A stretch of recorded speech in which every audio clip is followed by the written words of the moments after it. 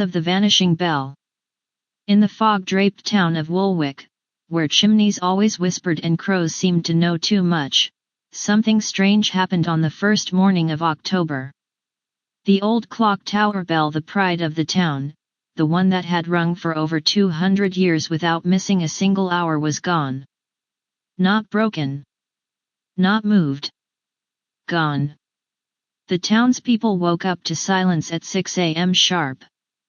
They looked up to the tower and saw nothing. Just the empty wooden beams where the bell had always hung. The ropes were still there, untouched. But the bell vanished. People gasped. Children pointed. Mayor Bina scratched her head and said, "How do you steal a bell without anyone hearing it?"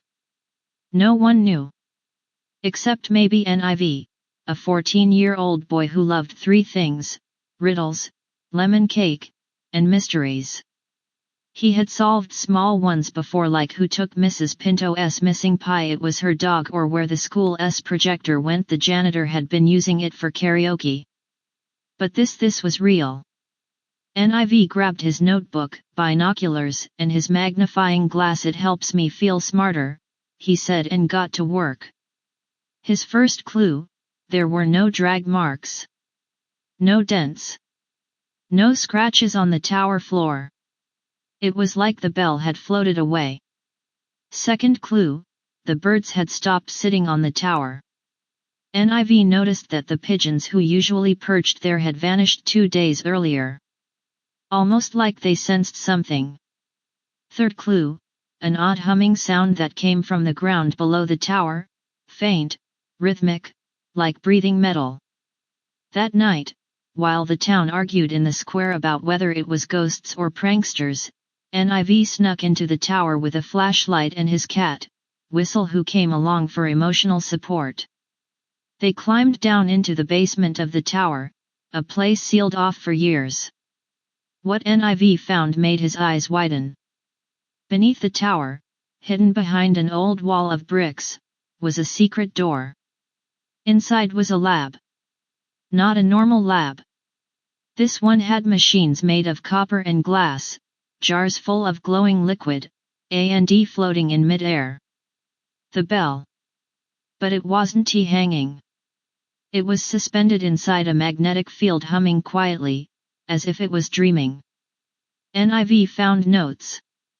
Scribbled pages. And a name signed on every corner: Dr. Zale. The town's clockmaker, who had vanished 5 years ago after saying, "Time is more alive than we think." According to the journal, Dr. Zale had believed the bell had a soul. That its sound shaped time itself in Woolwich. He wanted to protect it from the decay of years, so he built a device to slow time around it. But something went wrong. The machine activated without warning, and Zale had been trapped in a loop. Niv followed the humming to a hidden chamber. Inside was Dr. Zale, alive, but frozen mid-step. Like a statue in motion. The boy didn't panic. He read, learned, tinkered, and after 5 days and 4 lemon cakes, he found the way to reverse the time bubble. With a hum and a crackle, the field snapped. Dr. Zale gasped, awake. "Is it morning?" he asked. "No," Niv smiled. "It's been 5 years. But I think you're right.